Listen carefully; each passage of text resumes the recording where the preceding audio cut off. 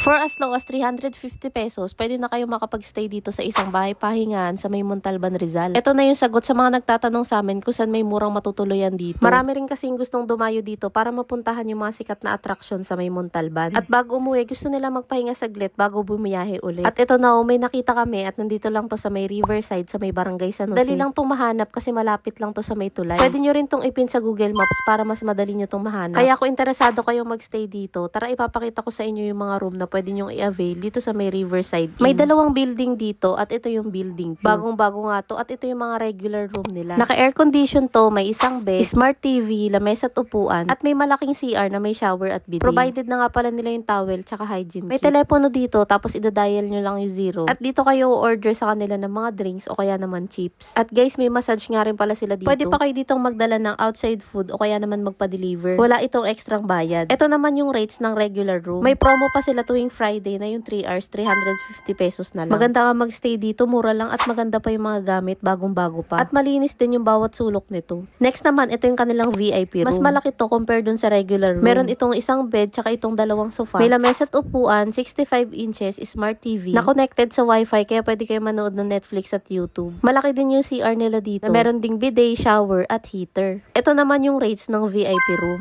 Kagaya sa regular room, may promo din sila tuwing Friday.